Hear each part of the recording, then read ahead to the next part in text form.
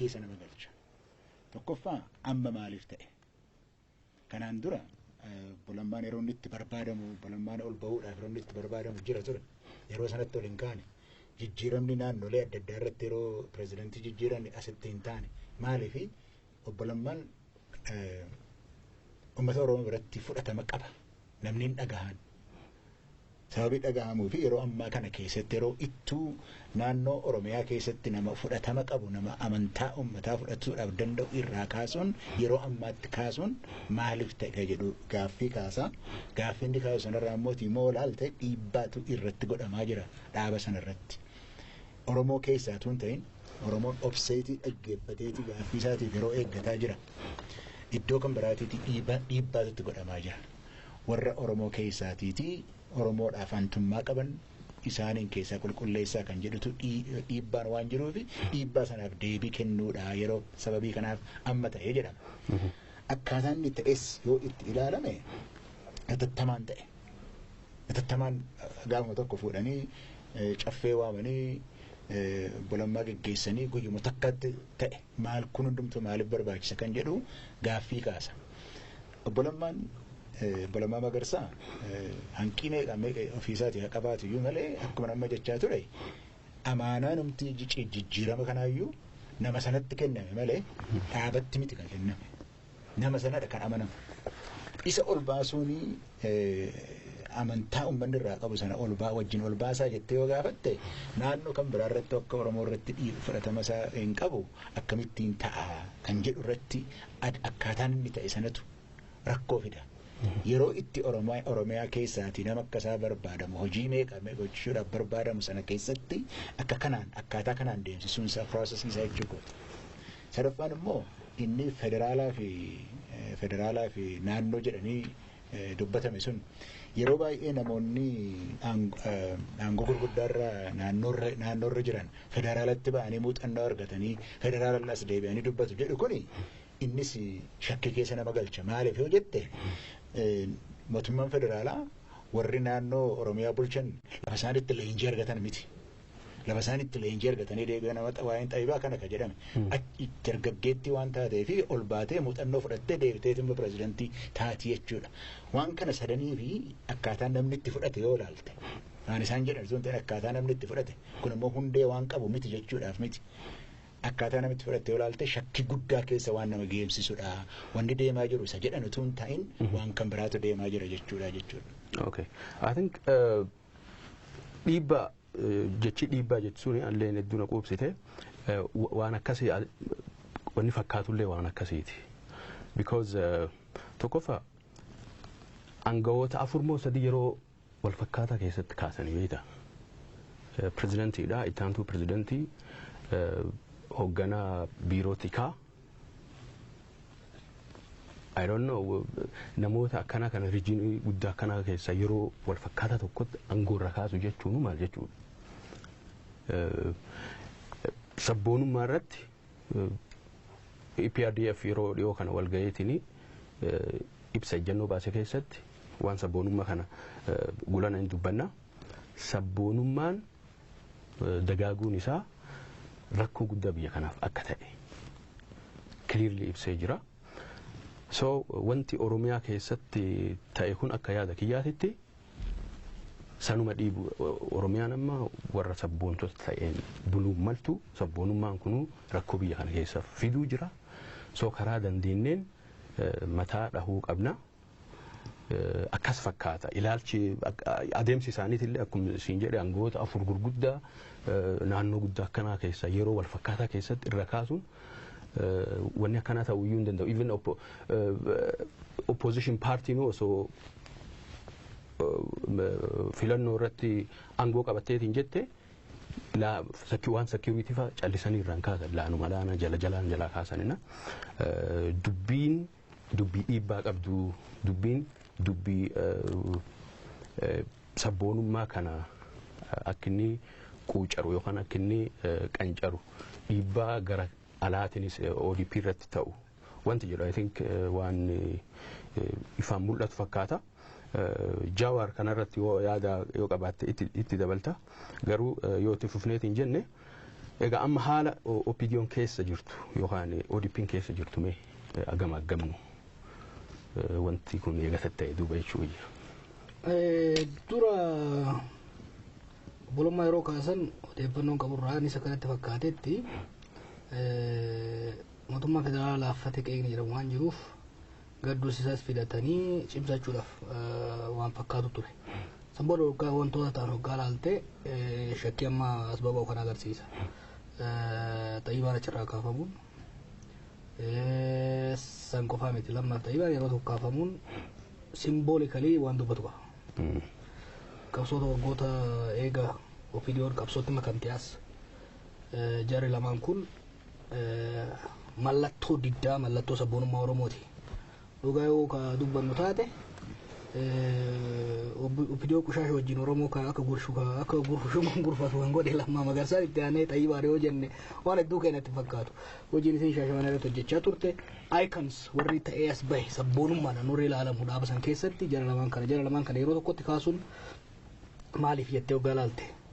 Lammaffaa warri bakka bu'ee dhufe Shimallisis Addisuunis guyyoota lamaan itti aanee dhufan waan haasayan waggaa laalte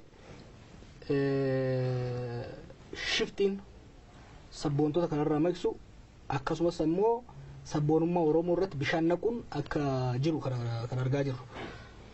Kun immoo lafatti hin taane akkuma reefus galjeetti ji'a darbe kan keessatti duula baay'ee cimaatu godhamaa ture. Lammaa irratti duula baay'eetu godhame, Taakkalaa irratti duula baay'eetu godhame. San qofa osoo hin tahin sadarkaa walgahii Ihaadegitti illee dubbiin kun ka'ee duula baay'eetu godhamaa ture. Kanaan wal qabata kan biraa wantoonni keessa dhageenyu baay'ee jira. Amma wanti ifa ta'aa jiru garuu jira. ODP'n rakkoo guddaa keessa seenaa jira. ODP'n primarily Oromiyaa hooggana. Uummata Oromoo hooggana. ODP'n amaanaan itti kennamee jira. Amaanaan sun lammaatti kennamee lammaan kanarraa maqee jira. Already dildilli Oromoo fi ODP jidduu jiru ka'ee jira jechuu kanarraa. Lammaffaa ODP'f hamma tokko hireen kan kenname sababa lammaan sabboonummaa Oromootii fi Oromummaa dhugeesseef seenaa Oromoo himata naareetiivii Oromoo dhugeesseef waan biraati miti. Baay'ee lammaan Oromoof beeki misooma guddaa inni fide hin jiru. Dhugaa Oromoo galche. Dhugaa qabsoo Oromootti Oromoof galche. Namni dhugaa san galche ka'uu qofa osoo hin tahin ka'uullee beektan namni tokko murumsullee fudhachiisuuf yaallee turre. Itti aansee wanni godhame garuu extremely alarming. Dhimmaan olee fi calanqoo irratti wanni ka'e dhimmoota goobanaan wal qabatanii ka'an dhimmootuma waan yayyaalame kan hoggaa laalte karaan faallaa akka deemamaa jiru kan argaa jirtu jechuudha. Sanumaan wal qabatee amma Taakkalaadhaan wal qabatee wanni ka'aa jirus yoo ka itti fufiinsan kan deemu taate paarticha keessatti bakka lamatti baqaquun amma ifatti mul'ataa jira. Bakka lamatti baqaquun jira kun immoo uummata Oromootiin wal dura dhaabbannaa guddaa akka fiduu danda'uu fi paartichas dubbii biyya tanaatis gara boqonnaatti aansutti waan ceesuu natti fakkaata. Hayyee galatoomii itti fufaa mariin keenya Profeesar Hizqeel sabboonummaa Oromoo kanamee akka kaafnu. I think akka biyyifaa yaadanitti sabboonummaan Oromoo kana qabatanii biyya Itoophiyaa kana hoogganuun hin danda'amu. So haga dandeenye downplay godhuu yookaan isa gaqqabuutu barbaachisa. Ilaalcha akkasii qabu fakkaata. Marii amma goone kanarra yoo laallu waan isaan godhaa jiranillee waan isaan dubbachaa jiranillee yoo laallu. So Itoophiyaa kana sabboonummaa Oromoo ofirraa mulqan malee hoogganuun rakkoo ta'a.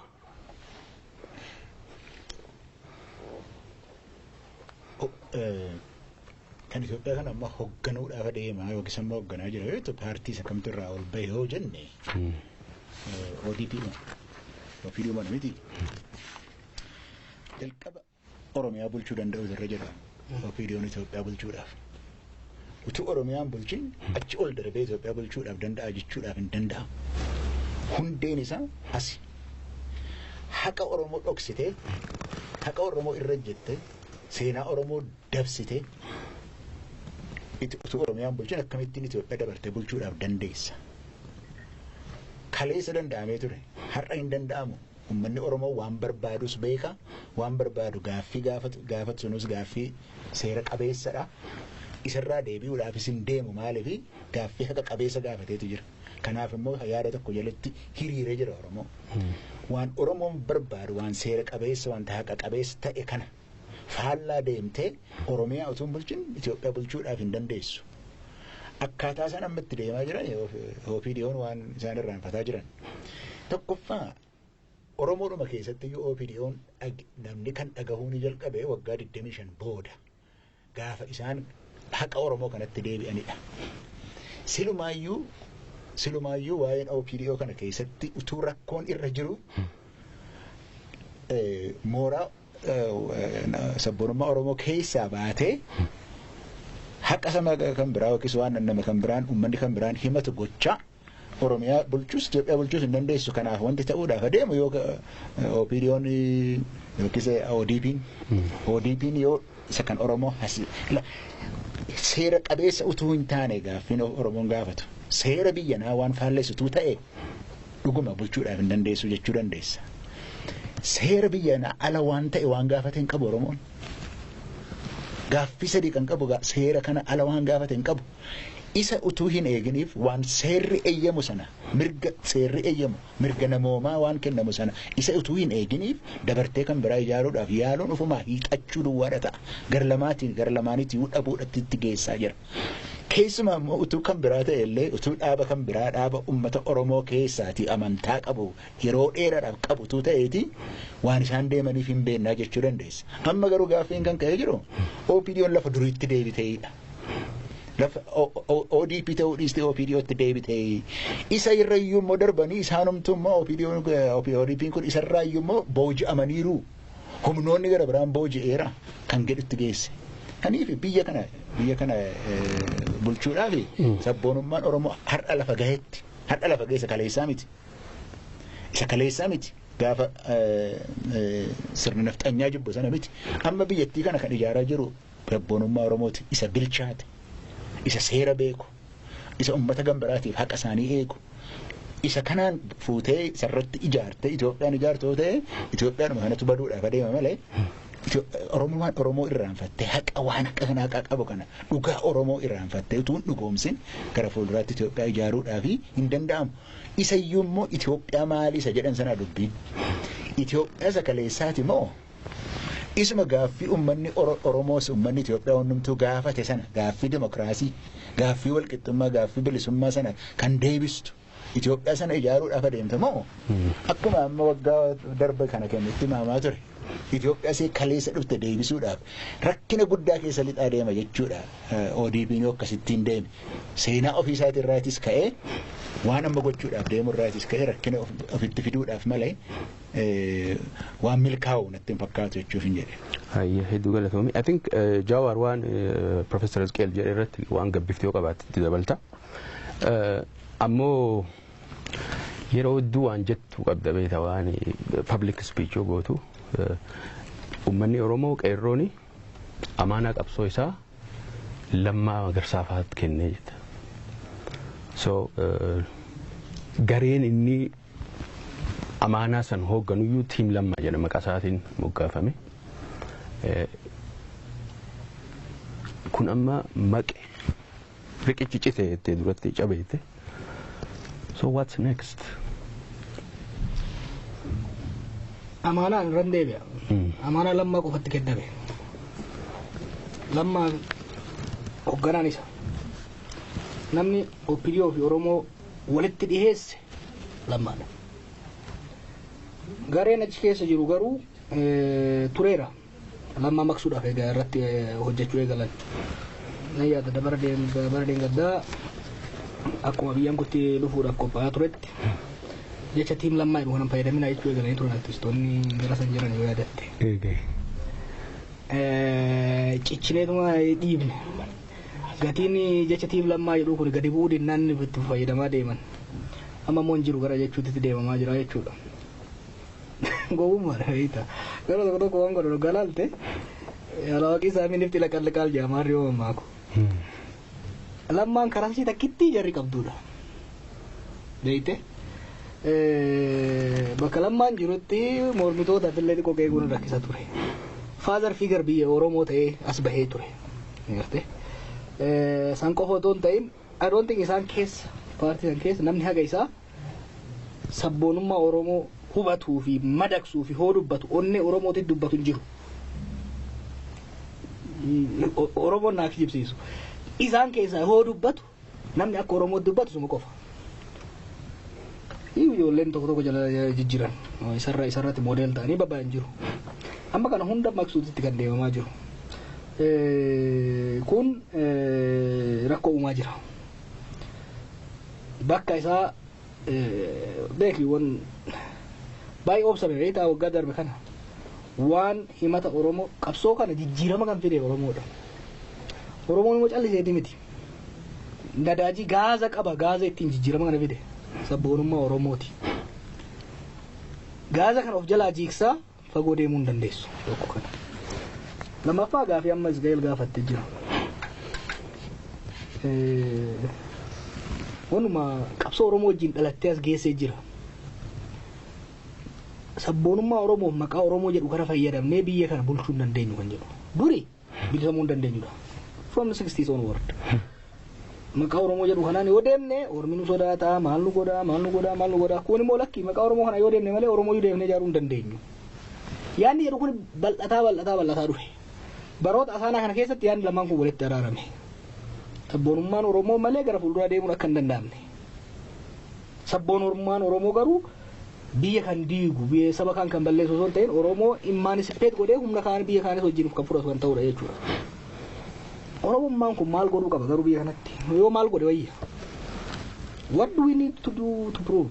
Jechuun baroota dabre kana keessatti warri wayyaanee Oromoon qeerroon Oromoo kun yoo ol ba'e saba kaan balleessedhani saba biraa dhiisii sabni Tigree qajjiisni tokko doorraan tuqamin sirni kun jijjiirame kun dhufe. Kanaaf suni sabboonummaa Oromoo irraa deessuun akkuma reefu jedhe taankii ofiif jalaa dhoosudha. Taankii jechuun taankii gaazaa of jalaa dhoosudha tokko kana. Lammaffaa Itoophiyaan amma biyya sabboontotaati. Naannoo Somaalee sabboonummaa Somaaleetiin alatti abadan bulchuu hin dandeessu.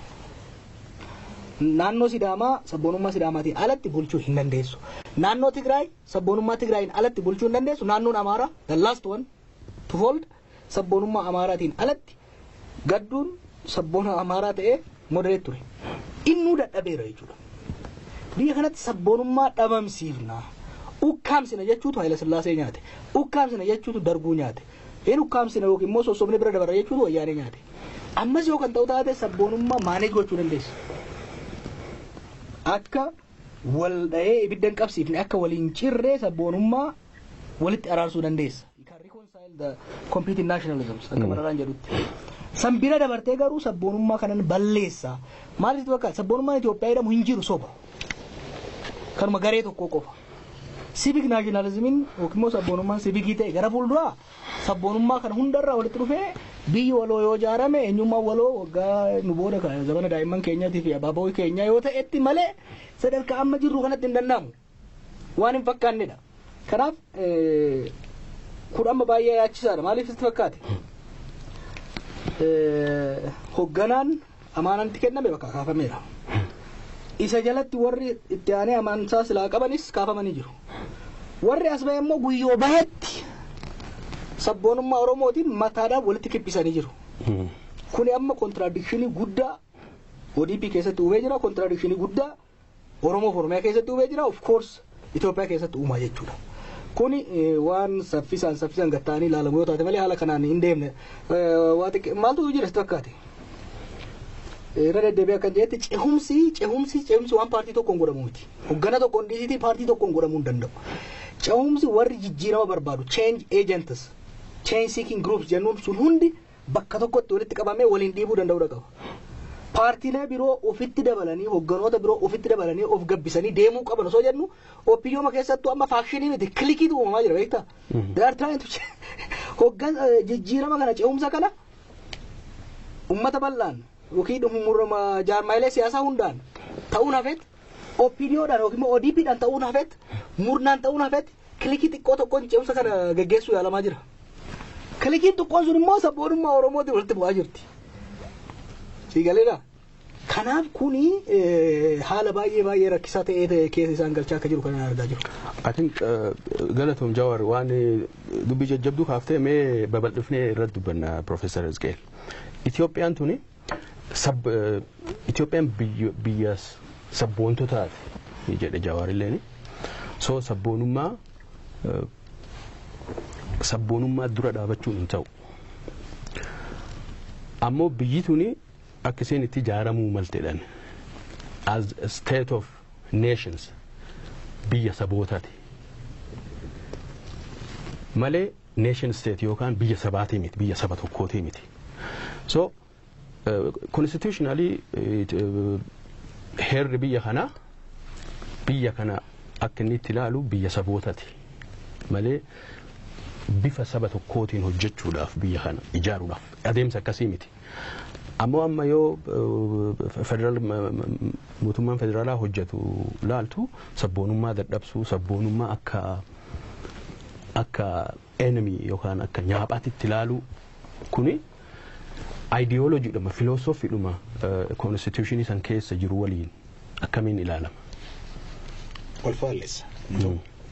Akkuma tamma jette biyya kana keessa biyya sabootaaf saba lammootaati kan jedhu waan gaaffii qabu miti.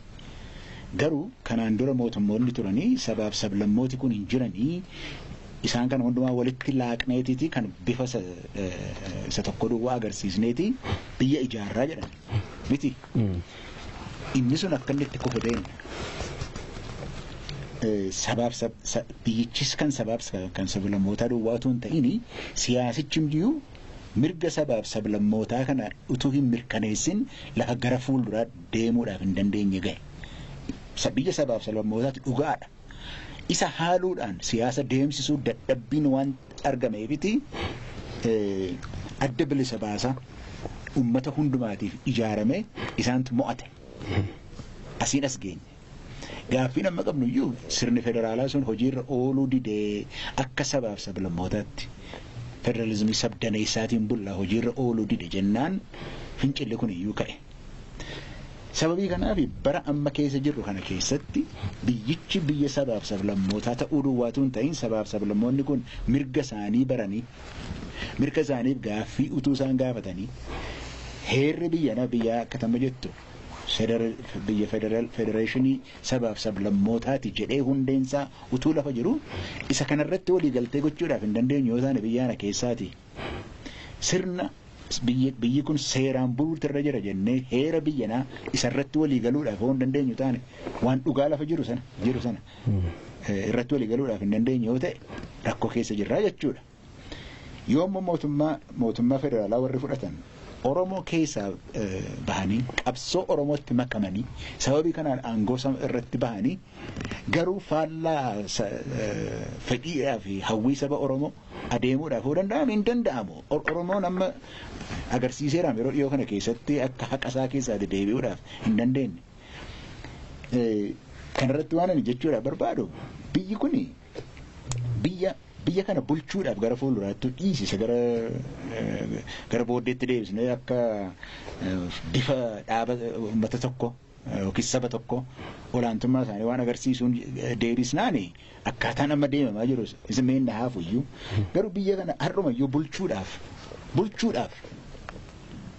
lafa Lammaa Magarsaa hin jirretti Lammaa Magarsaa irraa fuutee biyya yeroo ce'umsaa yeroo amaanatti kenname irraa fuutee akkamiin itti fufta? Mee immoo laala warra isaan bokkee buusan. Aannoleen faan hin taane jettee uummata Oromootti himaa akkas jettee himaa deemsisuudhaaf dandeessaa? Eenyutu danda'e amma ammaatti? Kanaaf isaan warra sabboonummaa Oromoo calaqqisuudhaaf danda'e onnee uummata Oromootti dubbachuudhaaf danda'e namoota sanarraa fuutee warra akkas dubbatanii wajjin gargar baaftee akkamiin deemsisuu dandeessa? Muuxannoo warri ODP'n qabanii muuxannoo isaan qaban akkuma kanaan dura TPLF irraatii baratanitti sobaaf ashaaxiraaf sharrii kana duwwaa hojjechuudhaan adeemsisuudhaaf adan amma biyyattiin ijaaramu yeroo isheen itti qabdu malee sharriidhaan yeroo itti deemuudhaaf dandeessu miti isa keessadha jiru keessumaati hundee ce'umsa kanaa kan ta'e hundee warraaqsa kanaa kan ta'e saba Oromootiif sabboonummaa Oromoo sadarkaan namarra gahee jiru sana keessatti irraa dhiiftee biyya haaraa ijaaruu dhiisi lafa duraatti deebisuu dhiisi isuma amma jiru yoo walitti qabdee waliin tursuudhaaf waan dandeessu miti amma akkasittidha kan inni mul'ataa jiru. Okay, galatoomii daawwattoota keenya kan daawwachaa jirtan qophiin keenya kan gaaddisa Rabadooriiti. Stuudiyoodha kallattiidhaan isanii darbaa jiran itti fufaa mariin keenya Jawaar mee tan deebi'a. I think akka barataa siyaasaatti illee dubbii kana ilaallu mee waan duratti kaafte kana Itoophiyaan biyya sabboontotaati. So saba hunda keessa naashinaalizimii jira jechuudha. Ammoo biyyi kuni as one political and economic community jiraachuudhaaf somehow nationalism kun yookaan sabboonummaan kun manage ta'uu qaba jette duratti illee. Wayyaaneen I think democratic nationalism sabboonummaa dimokratawaa itti OPDO'n they tried that way. So akka barataa siyaasaatti gaafadha. Sabboontota adda addaa kan akkamiin manage godhuu danda'an biyya kana keessatti. Jechuun cimsararraa kaanu jaarraa natti fakkaata. Biyya kana keessa hoogganaan siyaasaa sabboonaa hin taane hin jiru jedhe. ብሔረተኛ ያልሆነ ፖለቲከኛ በኢትዮጵያ ውስጥ የለም ጀቻሳቲ ጀቻ ዱጋቲ ኤርጋ kana ta'e hogganoota siyaasaa sabboontoota ta'an kan lafarraa dhabamsiifteet ideoloojii biraatiin koomunizimii waan biraatiin bulchitamoo akkam goota wanoo qabanii gabaa ba'u beeki kanarraa kan ka'e biituun gara fuulduraa cehuu kan dandeessu sabboonummaa maana jiru godhe sabboonummaan kun immoo lafumaan kaane yookiin feesbuukiin irra uumne akkaataa biyyattiin itti uumamte by the way biyyattiin biyya sabaaf sablammii ta'uu miti kan sabboonummaa uumame biyya sabaaf sablammoonni itti cafallaqamanii aadaan isaanii fi eenyummaa isaanii balleessuudhaaf itti yaadame state building projectiin zamana Hayilasillaasee ture the nation and state biyyaa fi eenyummaa ishii tokko godhu eenyummaa babal'ina jigee jiru bal'ina sabootaa kana hunda ishii dhabama godhanii eenyummaa garee olaantummaa qabu san jalatti hunda isaa liqimsanii biyya tokkoof saba tokko uumuudhaaf kan barbaadan akka biyya Faransaayitti jechuudha. Kan sabboonummaa sabootaa kana uume diddaa saniiti. Hin jaballaqamnu eenyummaa keenya aadaa keenya hin dhiifnu kan jedhutu gara kanatti uume jechuudha. So in vacuum miti waan kaleessa uumame miti kuni. Historical forces humnoonni seenaa kana fidaa jiran gara fuulduratti akkamitti kan furamuu danda'amu in theory warri amma yaada jechaa ture probably garuu sunis kufeera wanni ta'uu qabu maali federalizimii dhugaa irratti walii galuudha saboonni mirga hiree ofii murteeffannaa jechuunis qe'ee ofiitirratti nama ofii filataniin bula qabeenya ofiitirratti dhugaadhaan abbaa ta'anii biyya waloo keessatti aangoo isaanii malu qooda aangoo isaanii malu qooda dinagdee isaanii malu kennaatis argachaatis jiraachuu danda'uu qaba self rule share rule kan jennu kun immoo sabboontota godina irraa kakaasuudhaan osoo hin taane sabboontonni walitti dhufanii sabboontonni Amaaraa sabboontonni Oromoo sabboontonni Somaalee kan Tigree walitti dhufanii wal falmii fi negotiationii godhamuun karaa tokkorra gahuu danda'uu qabanii jechuudha. Kuni haala kanaan kan itti deemamuu qabu. Tarumaan xiqqoo digress gochuudhaaf barataa siyaasaa naan jette yeroo tokko taa'ee gallaalu wanni biyya kanatti godhamu siyaasaan waa'ee dantaati. Dantaa dhuunfaa, dantaa murnaa, dantaa paartii, dantaa sabaa. Wanni godhamu kun afra isaaniitu raagalaan jiru beektaa? Dantaa dhuunfaatis dantaa qondaalotaatis bakka hin ga'u nama godhamaa jiru kun. Sabboonummaa Oromoo wajjin lola seenuun hoogganaa Oromoo keessaa baheef dhiisiti nama biraatiifuu hin ta'u. It's extremely dangerous. Maaliif sabboonummaan Oromoo ititee cimee bakka of duuba dhiibuu hin dandeenye irra gahee jira jechuudha. Tokko. Lammaffaan sabboonummaan Oromoo hammeenya hin qabu biyya kanaaf. Sabboonummaan Oromoo ititee jira. It has matured. Sababa ititeef sabboonummaan yeroo baay'ee yeroo mo'ate akka bishaanitti irra dhangala'aa beekta. Sabboonummaan egaa deemee injifate after victory danfeet irra dhangala'ee expansionistii ta'a. Waan barbaade san argachuu qofa osoo hin ta'in kan amma duran gaafatanis gaafata. Sabboonummaan Oromoo gaafii Finfinnee haa obsu jedhee dhiise. Sabboonummaa itti waan ta'eef. Gaafii afaan federaalaa hin dhiise. Warra isa ajjeesan adabuu hin dhiise. Warra isarraa madaaniif kaasaa gaafachuu hin dhiise. Because it has a mature nationalism. Nationalismiin politikaan isaa keessi isaa bilchaate. Waggaa 50 sirna abbaa irree keessatti cafaqamaa guddateef sirriitti bilchaatee jira. Hogganas intellectually illee cimaa waan ta'eef as baay'ee jira. Sabboonummaan Oromoo dhiibbaan yeroo tokko beeyta maal jenni warri arge galanni mooyyee darba katoomaa hirkisaa dha. Sabboonummaan Oromoo dhiibee akkarummaa wayyaanee jalaa isaan baase aangoo irratti isaan baase san qofa miti. Yeroo isaan silaa daddaaqan sanitti haqa ofii qofa miti haqa biraatu dhiibee fiduu danda'a ture. Biyya kana keessa bara dhengaddaa hanga sabboonummaa Oromoo hanga qabsoo Oromoo hanga qabsoo qeerroo humni hin jiru. Humni agaazii mo'atame. Humni wayyaanee militarii diinagdeen siyaasaan completely defeated yeroo ta'etti sabboonummaa Oromoo jidduu waan dhaabate hin jiru ture. Sabboonummaa dhiibee as hoggaa ga'u dhaabate. Okay bakka nugaa nu ceesaa jedheen. Isa afaan gara galanii lola itti banuun galanni mooyyee darbaadha. Mooyyee tumattee keessaa midhaan kee naqattee miilaan dhiitta harkaan illee miti beeki. Miilaan dhiitta. Ka toomaa hoo toomaan beekta homaan goone gattumeemi. Ka mooyyee ka silaa waan san sii fuudhee haguma toomallee kabajaa dhabe beekta. Sabboonummaan Oromoo aykarummaa jalaa isaan baase. Is incredible. Aykarummaa jalaa isaan baase. Aangoo irratti isaan baase. San qofa miti.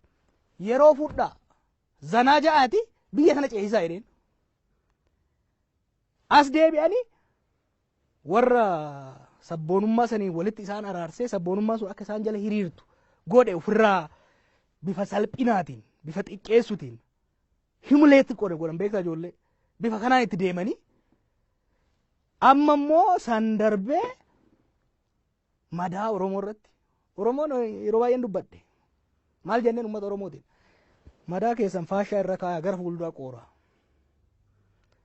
Amma wanni godhamaa jiru dhimma aanoleetiin dhimma calanqootiin wantoota birootiin wanni ati argaa jirtu maal jedhuudha garuu amboo dhaqanii Minilik faarsuun. What kind of joke is that? What kind of sick joke is that? Maal godhaa jiranii madaa kana naa fayyisaan jenneen sabboonummaan Oromoo. Faashaa irra anuu nan fayyifadha. Waggaa lamaan taana amaanaatti kennadhe gara mootummaa filameetti na ceesiidha kan jedhe. Isaan garuu maal godhanii faashaa san irraa buqqisaniit sooqiddeetti firfirsanii mukaan wawwaraanaa jiru beekta. Kanarraa waggaa laalte saaboteejii yoo godhamanii jiraatan malee warri isaan kuffisuu barbaadu keessa seenee yoo isaan laaqaa jiraate malee ji'a 5 darbe kanatti paartii kana keessatti wanni ta'aa jiru it does not make sense. Bifa siyaasaatiin dantaa ODP'tis kan tarkaanfachiisu miti. Dantaa Oromootis kan tarkaanfachiisu miti. In fact dantaa Abiy Ahmed illee kan tarkaanfachiisu miti yoo itti ilaalame. Kani osoo inni deemaa jiru goommaa isaa jalaa uraa jirudha. Osoo immoo taankii jalaa uraa jirudha. Kanaaf xiinxala kamiin hoggalaltu nama yeroo tokko halkan faa ta'eetiin yaada. Maaliif kana godhaa jiranii? Why are they doing this? Akka isaanii ta'ee mee ilaalu mee nama dhuunfatirraa fedhii nama dhuunfatirraa ilaalu mee fedhii murnaatirraa ilaalu ka paartiitirraa maali jettee hoggaa ilaaltu it just doesn't add up.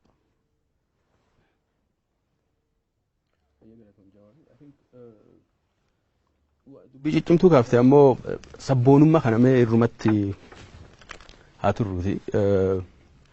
Sabboonummaan Oromoo ititee jira. Sabboonummaan Oromoo victorious yookaan mo'ataa ta'ee jira. Hagas illee lolaa miti violent miti. Patience qaba waan akkasii dubbachaa.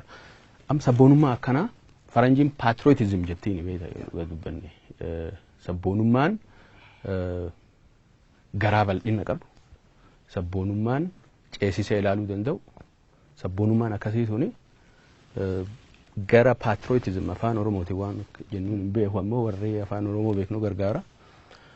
So sabboonummaa Oromoo kana ka akkana garaa bal'ina qabu patience qabu ka akkana biyyattiin haala hamaa keessa illee osoo jirtu Abiy Ahmed Prime Minister Abiy Ahmed fa mana masaraa Minilik galchee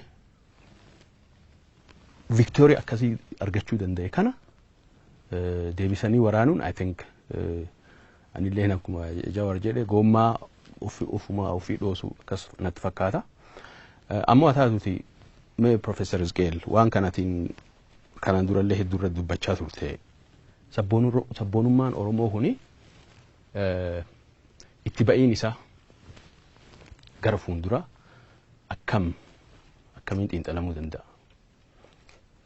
Sabboonummaan Oromoo kuni waanuma tokko miti. Yeroo keessa jijjiiramaadha dhufe. Gaafa Oromoon lafa bara Haile Sillaasee sana hundumaa walitti cafallaqee Itoophiyaadhuma tokko ijaaruudhaaf deemaa ture sana keessatti sabboonummaan Oromoo sirna nafxanyaa mormuudhaaf ka'e. Sirna nafxanyaan irratti ijaaree eenyummaa isaa irraa balleessee aadaa irraa haqee lafarraa fudhatee namummaa keessaa baasee gaafa sana lola sanaan ka'e. Anti nafxanyaa naashinaalizimii jedhu gaafa sana. Gaafa isa immoo mo'atu 91tti mo'atee fixu 91tti immoo dhiibbaan irratti godhatamee jennaan siyaasa lafa kaa'eetiiti aadaa guddifachuu jalqabe. Aadaa sana keessatti dhaqee guddateeti. Aadaa gaafa aadaa Oromoo sana aadaaf gadaa Oromoo gaafa baruu jalqabu heeraaf seera Oromoo gaafa baruu jalqabu ilaaf ilaamessa jiruuf jireenya Oromoo gaafa baruu jalqabu ummanni Oromoo tokkoffaa Oromummaa isaa jaallate. Qeerroon illee Oromummaa isaa jaallate. Afaan haaraadhaan dubbachuudha jalqabe. Afaan argaa dhageettiitiin dubbachuudha jalqabe. Afaan dur barate tun ta'in afaan argaa dhageettiitiin aadaa Oromoo keessaa kan madde. Kanaaf injijjiirame sabboonummaan Oromoo. Jibba abaluutuun ta'in jaalala kan isaatii kan ta'e.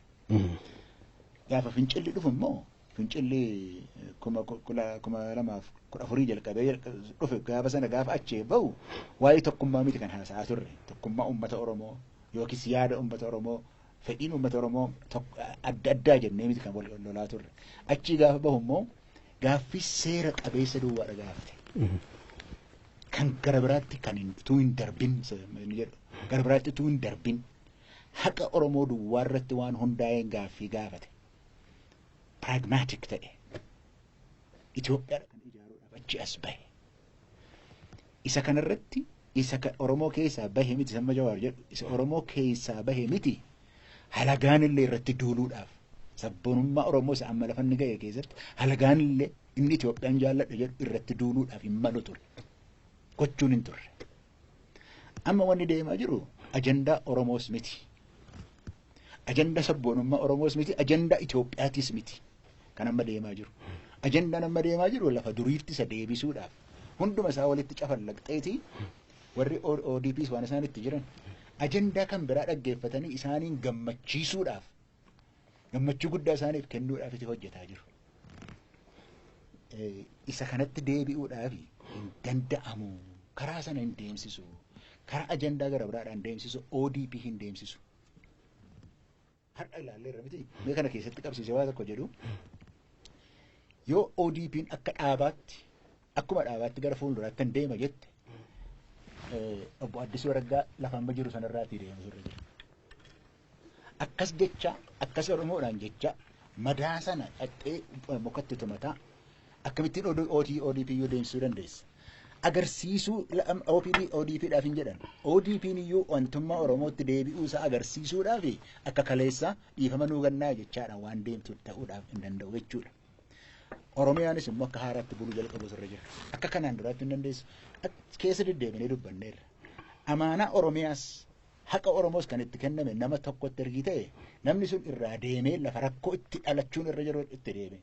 Makkalaakaa gaafa taatu borii yoo rakkoon tokko iddoo tokkotti dhalatte kan itti waraana itti baafta miti waraana kan itti baase kan jibbamu eenyu obbo Lammaa Magarsaati. Itti qabachuudhaaf lafa tolurra keesseen jechuudha. Hin balleessee gaafa jettu yoo Sidaamaan haqan qabaa yoo jette waraana wootti itti baafatte sicharraa jalqabee Sidaamaanis namicha isa sabboonummaa Oromoo uummata Itoophiyaa keessatti fudhachiise sana lakki inni nama akkasii miti kunoo nama akkasiiti jetteetti qabachuudhaaf lafatti geessutti geessitee jirti. Akka dhaabaattis OPDO'n lafatti fufuudhaaf dandeessu miti. Akka naannoottis Oromiyaan obbo Lammaa malee akka kaleessaa har'aatti dubbataa turan sana akka kanatti Oromootti dubbataa ajandaa kan biraadhaaf jechuudha. Gara biraa gammachiisuudhaaf haqa Oromoo irratti ejjetanii hin danda'amu. Yoo Oromiyaan immoo hin deemsistu taate akka Oromiyaan har'a taatetti hin deemsistu yoo taate Itoophiyaa sanas bulchuudhaaf hin dandeessu. Lafa Oromoon jedhu lafan sila jedhe lafa sabboonummaan Oromoo gahe sana irratti ijaaruudhaaf hin dandeessu yoo taate Itoophiyaa bulchuudhaaf hin dandeessu. Waan Oromoon gaafate seera Itoophiyaa heera Itoophiyaa keessaa ala miti. Amma warri kaan gaafataa jiranii heeruma sana diigidha miti. Heerumti sana diigamuutu irra jiraadha miti. Heera diigdee Itoophiyaa kanatti ittiin bulchuudhaaf dandeessa. Obbo Taakkala Uumaa dantaa addaa Oromoon hin qabu yoo jette malee isin filannu jetta. Akkamittiin nama tokko heera irratti filannoon deemuudhaaf deemu isa faallaa isaa deeme yoo kana asi malee isin filannu warra jedhan ajandaa sana deemsisaa Itoophiyaa kana abadan deemsisuudhaaf hin dandeessu. Amma biyya diiguutti jirtu. Dhaaba keessanis diiguutti jirtu. Oromiyaas diiguutti jirtu. Isarraati ol deebi'aa humna sabboonummaa Oromoo, humna qeerroo, humna seenaan fide sana loltee buluudhaaf hin dandeessu. Seenaatu fide. Seenaadhaan as geenye. Humna sana loltee, humna sana yeroo dhaabbattee sumatu cafallaqamee dabarte malee isa dhaabsisuudhaaf hin dandeessu. Kanuman jedha. Taakkala Uumaa dhimma faayidaa addaa Oromiyaa dhiiftu malee hin filatamtu jedhanii clearly anti-constitutional kanatti ta'aa jira biyya kana. Akkamiin gara fuulduraa deemuu dandeenya? San duratti waan bootta isaan xiqqoo ilaaluun barbaachisaadha. Uummanni Oromoo fi Amaaraa hariiroon isaa cimoo akka qabu. Badii gara amman dura hojjetame irratti haasa'anii mul'ata waloo lafa kaa'atanii deemuu qabanii jarri hawaasni lamaan kun waliin jiraachuun waan rabbi uumedha. Siyaasa isaanii wal qixxeeffatanii deemuun Itoophiyaa fi gaanfa Afrikaatiif barbaachisaadha jedheen itti amanan. Jecha Oromoo amma isaan faashina godhan kana waggaa dulloomne namana waggaa 10 dura Washington DC beezmentii naaf yaaree xababuu popularize goone beeyta. Garuu waan kana waggaa goon of eeggannoo guddaadhaan.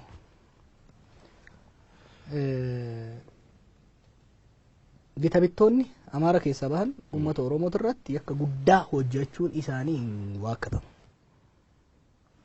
Madaa guddaa uummata kana irratti hojjetanii jiran. Yaadannoon sun historical memory is very dangerous. Akka ijoollee taphaa isin biraa lubbuudhaan akka isaan taphatan kana miti.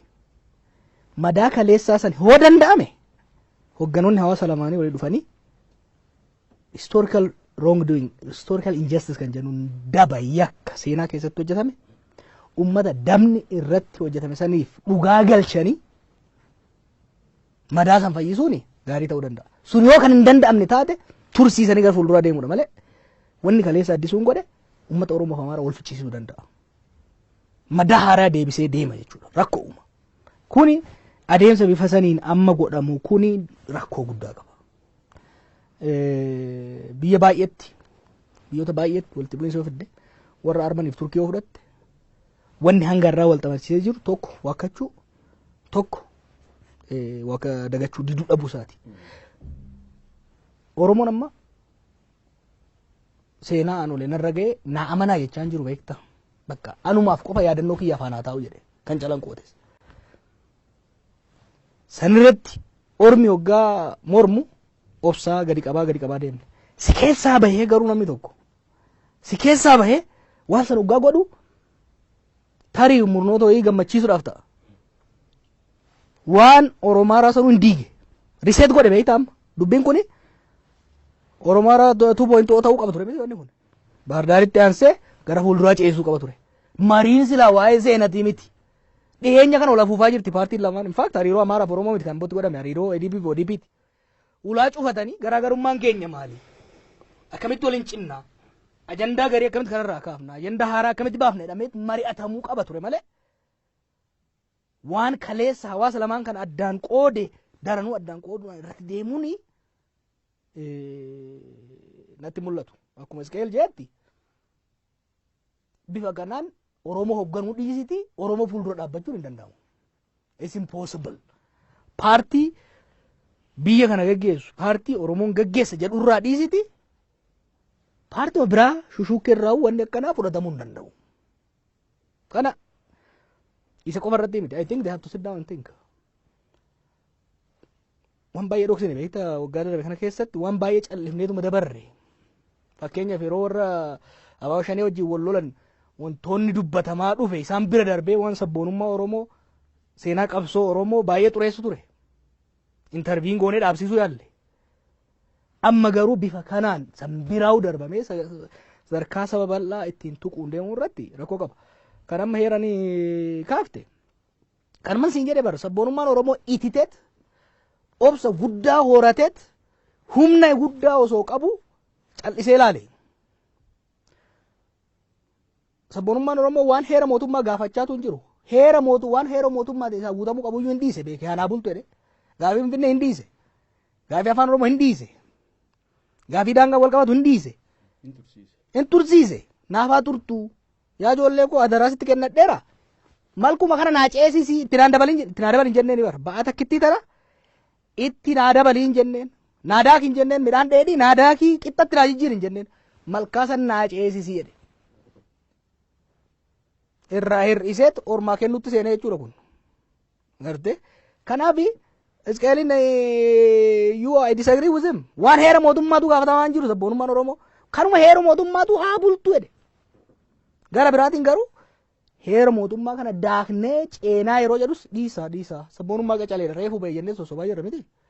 Kan amma ana beektaa eenyu shuumame fennu shaarame is irrelevant. Sanii miti wanni guddaan garuu wantoonni wanni irratti dhiyaanne Oromoon wanni gaafate naa dabalaan jenne kan qabu garuu seera harkaa buusu hin du'a malee ittiin dhiisu. Afaan Oromoo irratti no way. Gadaa Oromoo irratti no way. Seenaa Oromoo irratti no way.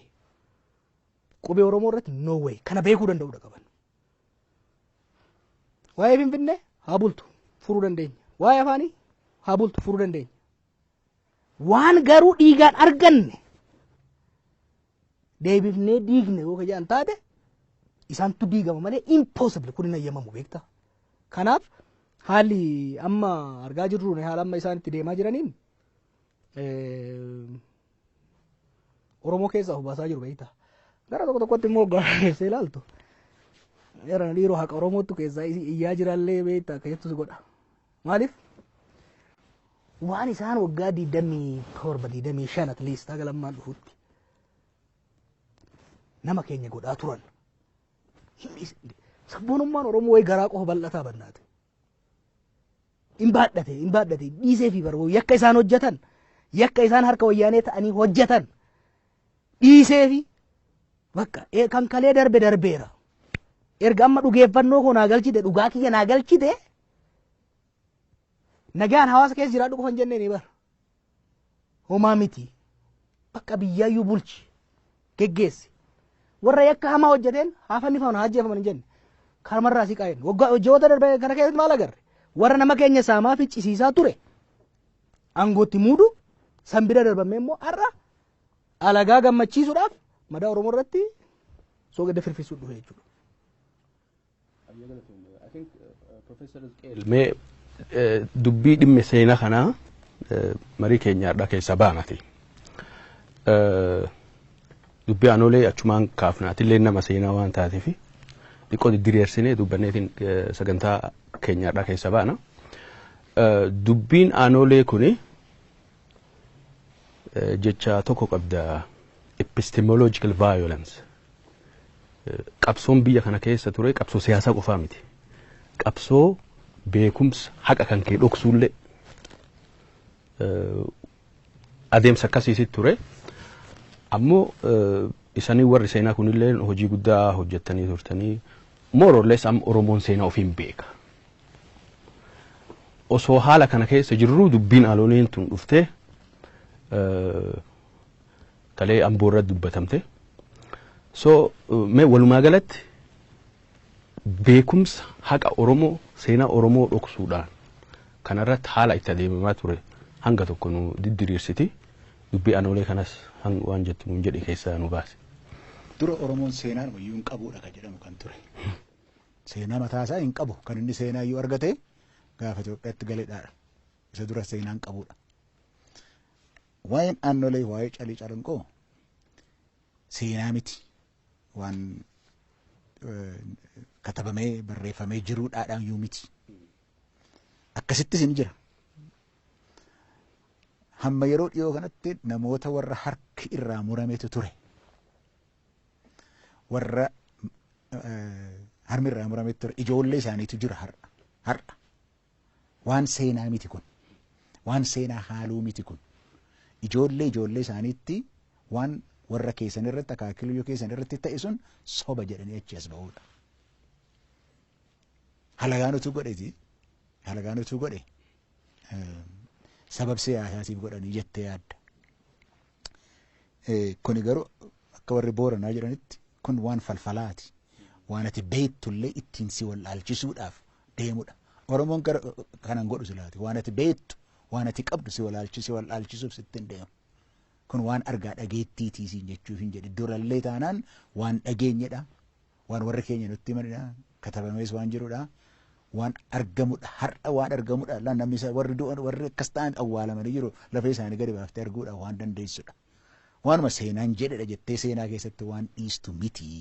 Waan amma jiraataadha. Waan amma yaadannoo keessa jirudha. Waan Oromoon beekudha. Waan ijoolleen isaanii jiran waan beennudha. Kanarratti silaati gara sana maaloo isaan harka isaan keessa waa'ee seenaa keessayyuu maaltu isaan geesse. Garuu wanni kaleessa godhame suni ammallee keessa deebi'uuf hin deema. Waan kaleessa jedhame suni daangaa darbeera. Waan daangaa darbe mosichi eenyutu fula ODP ta'a. Eenyutu mul'ata ODP fakkaate. Amma kaleessa dheengaddaatti Alamuu Simee ture. Alamuu Simee hattummaadhaan beekamaa jennaan achirraati kaasanii lafa meetekitti ergan. Lafa baay'ee ifaa ta'etti hojii isa jalqabde achitti fixi akka jechuu. Sichi immoo fuulli isaa addisuudha ta'a. Fuulli ADP addisuu ta'eetiti addisuutu deemsisuu danda'a gara fuulduraatti uummata fuulduraa deebi'ee ODP'n of jijjiiree waa tokkollee nan jijjiira nan hojjedha jechuudhaaf fuula isaa sana geeddarachuutu irra jira nama fudhatamaa ta'e godhachuutu irra jira jechuudha. Yoommoo kanattis dandabala obbo Shimallisitu Oromiyaa kana bulchiisa ta'e geggeesse yoo jedhama ta'es gara fuulduraattis hin deemsise yoo jedhama ta'es namichi kun akka seeraatti caffee Oromiyaa keessa jedhamanii caffee Oromiyaa keessa namni jiru pirezidantiin Oromiyaa ta'eeti kan inni bulchuun irra jiru. Maaliif aangoo isaa fudhatee hojjetu yoo kanaan hojjetama ta'e aangoo isaa sababii maaliif fudhatee hojjetu kanaafidhaan kan namni shiratu hojjetamaa jira. Ifatti shiratu hojjetamaa jira. Shiraan buyyan bulchitu kan jedhamu kana dabar. Hatti tokko sirraa fuutee iddoo kanatti jettee hin dandeessu. Waan hin taane nama dubbatu fuutee akkasitti dubbadhattee haqa Oromoo dhoksaadha deemu irra hojjetaadhaaf deemuudhaaf hin dandeessu. Jalqaba wanti jijjiirame kun ODP biyya kana keessa nan hojjedha jedhee jedhudha. Kun immoo mootummaadhuma federaalaa ilaallata maaliif ODP keessa waan bahaniif. Yoo biyya kana keessatti nan deemsisa jetta taate sirreeffachuu qabda paartii kee ofiif yoo waa gochuudhaaf dandeessa taate yoo Oromiyaas nan bulcha yoo jetta taate seeraan hojjechuu qabu seera ala hojjechuudhaaf hin danda'an. Dhumarratti waa'ee ODP'tii fi waa'ee Amaaraa fi Oromaaraa irra jalqabne jedheetan hin dhiise.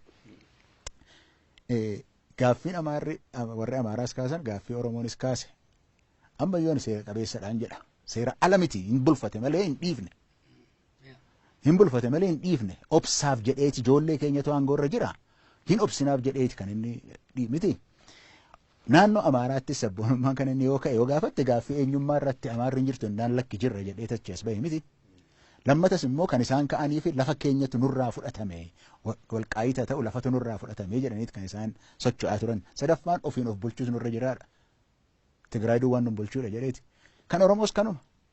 Sababii kanaafi sadarkaa ummatichaatti gaaffii ummatichaa irratti yoo ilaalte wanti wal rukutu hin jiru. Sobuu irra hin jiru ture jechuudha warri ODP. Jara kana warra mootummaa aangoo naannoo Amaaraa irratti ba'e. Himata isaanii itti tolchuudhaaf isaaniin ammayyuu gabbara isaaniitti jiraachuudha jecha haqa Oromoo gad deebisuun hin barbaachisu ture sadarkaa ummataatti yoo ta'e sadarkaa gaaffii ummataa yoo ta'e yoo sana irratti ta'e kan Oromootiif kan Amaaraa waan adda ta'e iyyuu hin qabu. Kanaaf waan gargar baastu iyyuu hin qabu gaaffii tokko irratti waan wal gargaaranii naannoo isaaniitti of bulchanii naannoo federaalatti immoo waliin bulchanidha. Waan rakkoo hin qabne rakkoo kan itti uumaa jiru ODPdhaaf ODP fi ADPdha malee ummata keessa wanti hin jiru. Oromoodhaaf Amaaraan akka Jawaar jedhe wajjiniin jiraateera. Wal beeka ummata wal beekudha. Deemsisuudhaaf hin danda'a. Isaantu keessa lixee dubbii balleessaara maaliif? Gaaffiin isaanii fi gaaffii ummatichaa miti. Gaaffii aangoorra turuuti. Jarlachuutiifu. Sana sababii kanaatiifiti waan ta'uudhaa hin deemne kan achi gadi nutti tuuluudhaaf adeemaa jiru. Isiinis hin baaftu. Kanaaf ofirraa jalqabaa yoo kana gara fuulduraatti seenaa keessatti yaadatamuu miti. Ji'a tokko ji'a lama keessa turre biyya kana iyyuu bulchina jechuudhaaf adeeman lafa jalqabdan sanarraatiisi fuula keessan tolfachuurraati jalqabaa jedhee sana nima jarlachuutti.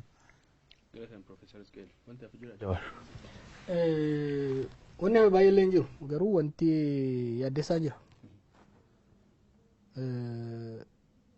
Rakkoon dandeettii guddaan jira.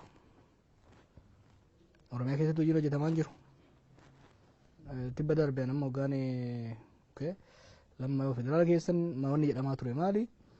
Lammaan hojii guddaa dhugalleedha. Hojii yeroo isaa bal'aa abii gargaaruu irratti dabarsaa ture federaalatti. Achi geessuun tarii Oromiyaa akka miidhu osoo beeknu wanni gochuu danda'a. Warreen amma dargaggeeyyii ta'an kun yoo dhufan humnaan hojjechuu danda'u. Humnaan hojjechuu danda'u. Kanaaf nuu hin gargaara jechaa turre. Guyyaa sadan afran kanatti warri wanni agarre. What is the mission? Mishiniin isaa sirna bulchiinsaa Oromiyaa keessatti laaffate kana deebisanii jaaruu osoo hin tahin sabboonummaa Oromoo irratti duuluu akka ta'e agarre. San qofaa miti. Waan reefu kaasee jira. Shimalis miseensi caffee tahee osoo jiru maaliif itti aanaa ta'e jennee waggaa qorannu hojii irratti ilaalleeti yoo hojiidhan of mirkaneesse if he proves himself prezidantii goona. Oromiyaa mallamaa majaana hunde maal training groundiidha Oromiyaan. Itoophiyaa bulchuurra Oromiyaa bulchuutu ulfaata bar. Gurbaan yoo kanaaf qophiin taane nurratti barataa. Oromiyaa irratti barataa. Ummata kana irratti barataa. Waggaa tokko be ummata kana hunduu jalatti gadi qabe. Malee bulchaan turre. Na maaliif aangoo guutuu wajji maan kennine waggaa jenne? Aangoo guutuun qabaatu. Kanaaf aangoo guutuu argachuudhaaf kittillayyoo ta'uu qaba jechuudha federaalaaf. Ergamtuu ta'uu danda'a of autonomii isaa Oromiyaan of danda'e akka of bulchuuf akka bulchaa aangoo guutuu qabuutitti there's a huge difference acting presidentii fi presidentii. Inni acting presidentii amma kan ta'e hojiidhaan laalamtee ol kaatadha. Deputy but acting as a president. Is a deputy president itti aanaadha acting kan ta'e. Presidentii yoo ta'e itti gaafatamummaan isaa caffee Oromiyaatiif uummata Oromootiif sammuu isaa qofaafi. Si galaa? Presidentii yoo ta'e heera mootummaa Oromiyaa irra ifatti jira. Itti gaafatamummaan isaa caffee Oromiyaatiif uummata Oromootiif sammuu isaatiif. Presidentii osoo hin ta'in hojii presidentii yoo deemu taate itti gaafatamummaan isaa eenyuuf? Konfidensiidhaan aangoo tokko hin hojjetu jechuudha. Kanaaf ergama bakka biraatii itti kennamu fudhatee boru presidentii ta'uudhaaf taxabaa waaqiidha kaa tasfanyaadha. Si galaa? No. This kind of joke need to end. Nde? Ummata miliyoona 50. Ummata daakee itti dhumee dinagdeen isaa jalaa raamni ta'e ilmaan isaa jalaa dhumtee dhufee waggaa tokko callisee isaan eegu. Har'a dargaggeessaaf hojii uumu ummata keenya miliyoona buqqee deemu qubachiisu lafa qonnaa dhaabatee kana eegalchiisuu kun osoo jiru ganda keessa deemanii aanolee waakkachuu fi minilik faarsu hell no.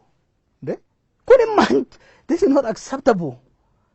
Wanni akkanaa kuni akkuma reefu jeetti ODP qofaaf miti. Paartiin maan hundumtu amma booda Oromiyaa bulchuun kan danda'amu sabboontotaa fi beektotaan yoo guutamte qofadha. Meritocracy dandeettiidhaan akka duratti abaluuf amanamaadha. Abalu jala kaataa soddaa abaluutiin hin ta'u. Meritocracy dandeettii yoo qabaate. Oromiyaa keessa immoo dandeettiin hammanatti jira. Qeerroon kun dandeettii hammanaa qaba. Obsee kaadiree kutaa jaha keessa foorjidiin ol ba'ee callisee ilaalaa jira malee ce'umsa kanaaf jecha. Amma booda ODP'n isaa taatu paartiin biraatis Oromiyaan bulcha yoo jedhe tokkoffaa paartii dandeettii namoota dandeettii qabaniin guutamte ta'uu danda'uu qabdi. Lammaffaa yaalamin maawwalaawwal gamaa gaman odoon jallatiin sabboonummaa Oromoo fudhatee sabboonummaa yoo tuqan irraa akka kibriitatti nama qabattu yoo qabaate malee nam paartiin Oromiyaa bulchuu barbaadu amanamummaan isaa for once and for all gaafii tokkoon maletti Oromiyaa fi Oromoodhaaf ta'a. Kana jechuun saba biraa tuqaa miti. Saba biraa wajjin wal taanee biyya bulchuu dandeenya. Saniin alatti garuu Oromiyaa gadi qabaa, Oromoo busheessaa, seenaa isaa fokkisaa, Oromoo immoo bakka buunee federaalitti jiraannaan no.